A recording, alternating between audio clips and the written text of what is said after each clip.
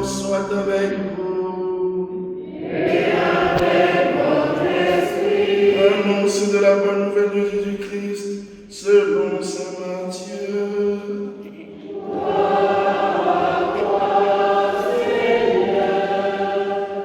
En ce temps-là, Jésus proposa cette parabole à la foule. Le royaume des cieux est comparable à un homme qui a semé du bon grain dans son champ. Or, pendant que les gens dormaient, son ennemi survint. Il sema de l'ivraie au milieu du blé et s'en alla. Quand la tige poussa et produisit des pis, alors l'ivraie apparut aussi. Les serviteurs du maître vinrent lui dire : Seigneur, n'est-ce pas du bon grain que tu as semé dans ton champ ? D'où vient donc qu'il y a de l'ivraie ? Il leur dit : C'est un ennemi qui a fait cela. Les serviteurs lui disent : Veux-tu donc que nous allions l'enlever ? Il répond : Non. En enlevant l'ivraie, vous risquez d'arracher le blé en même temps.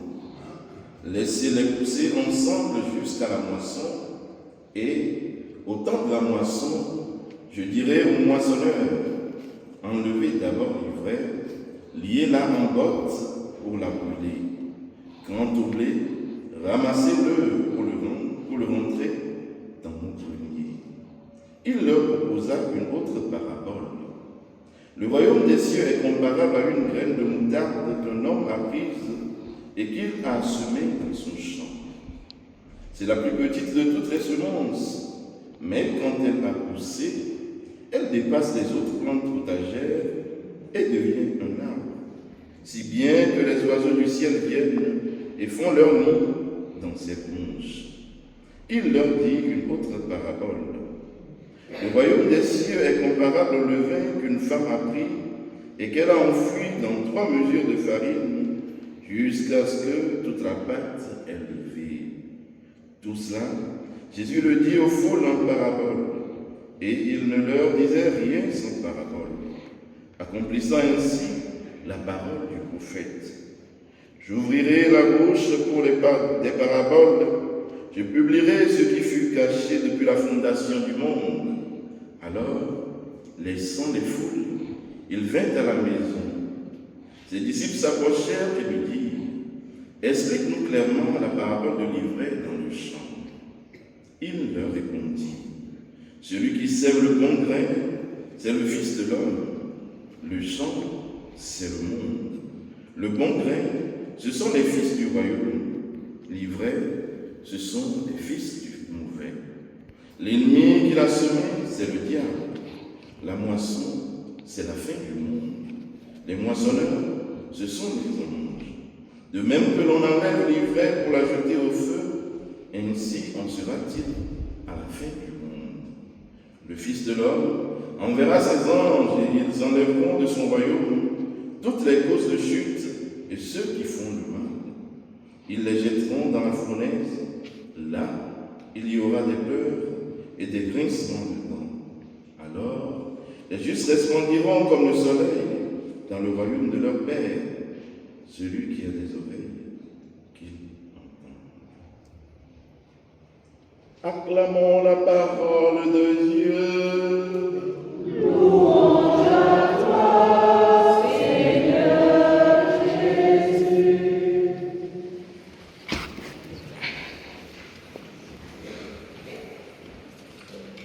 Bien, chers frères, chers sœurs en Christ,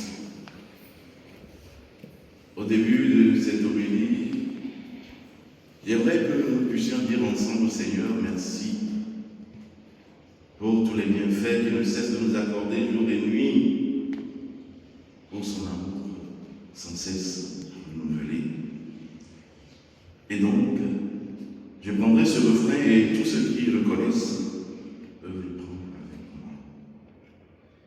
Merci, merci Jésus. Merci, merci Jésus. Merci, merci Jésus de tout cœur.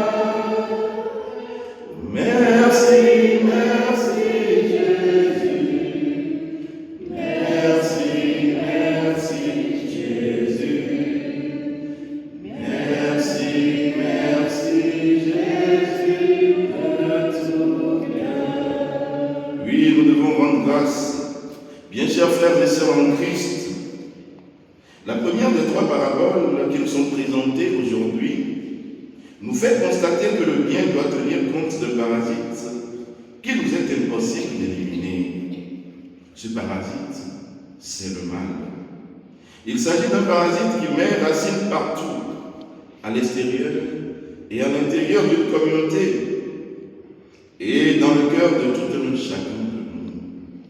C'est à cause de cela que l'histoire de l'humanité et l'histoire de chacun de nous sont des champs de bataille. Là où le Seigneur sème avec beaucoup de soin le bien, l'ennemi, avec ruse, sème le mal. C'est pourquoi il y a deux qualités de grain, le bon et le mauvais grain. C'est pour cela qu'il y a deux semeurs, le Seigneur et l'ennemi. Et deux choix possibles à faire, laisser que les deux plantes grandissent ensemble ou bien enlever tout de suite l'ivraie. Dans la réalité, il n'existe pas une communauté chrétienne dont les membres soient tous parfaits, ni des personnes dont le cœur soit parfaitement pur. Même dans nos familles, dans nos maisons.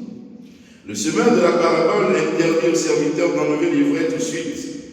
Autrement dit, il ne veut pas qu'on essaie de lutter contre le mal par la violence, dans la peur de manquer de respect à la liberté des personnes. L'Église est passée par des expériences malheureuses, par des tentatives d'éliminer le mal par la violence. La violence, ça fait du temps, est la pire qu'on puisse imaginer, parce qu'on la justifie par la nécessité ou l'obligation de faire le bien. Nous oublions souvent que Dieu est assez grand pour se défendre lui-même.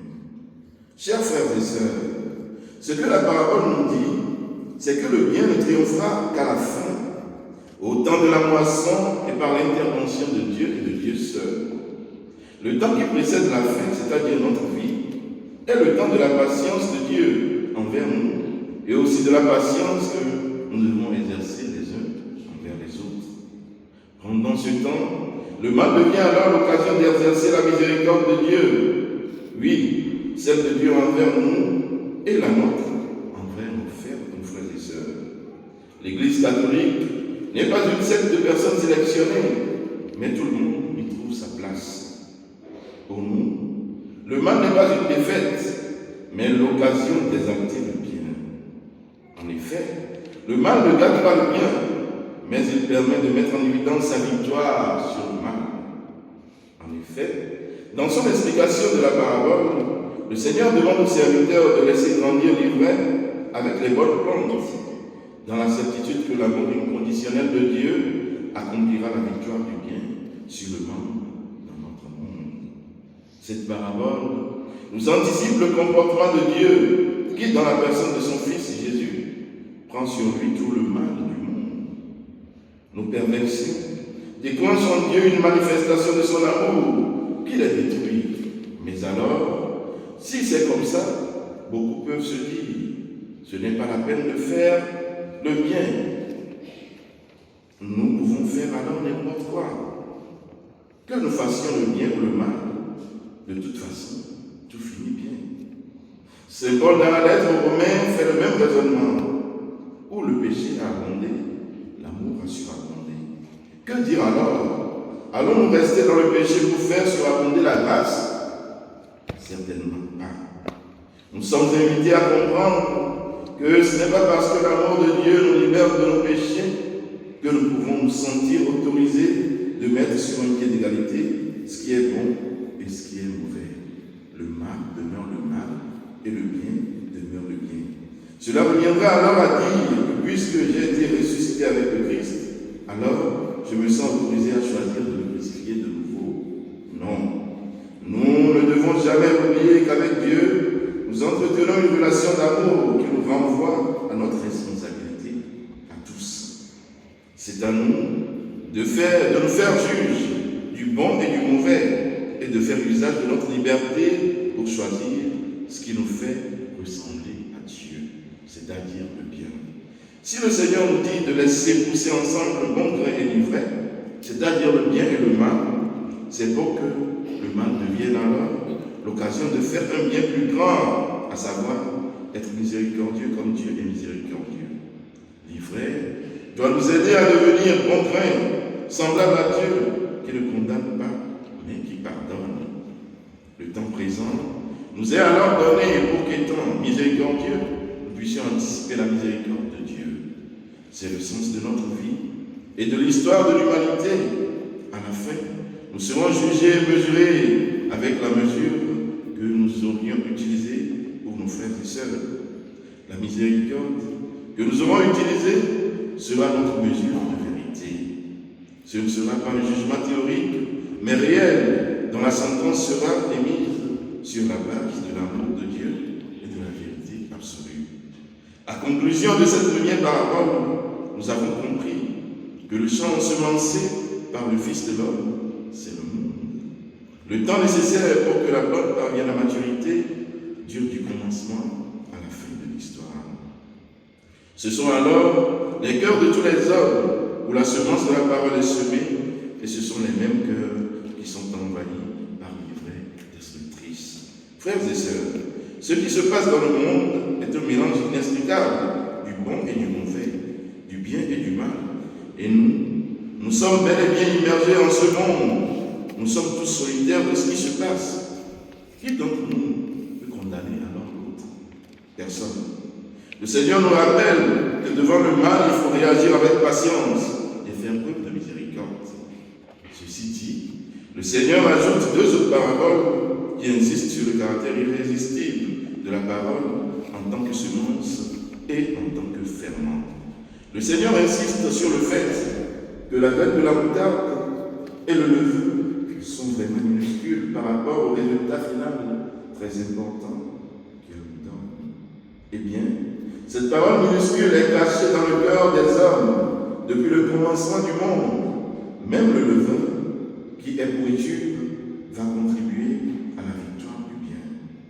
Par ces paraboles, le Seigneur veut nous aider à croire à la victoire de l'amour aussi bien dans le monde que dans le cœur de tout un chacun de nous. Nous devons alors apprendre à profiter du mal pour en faire des points de départ d'actes d'amour, de bien.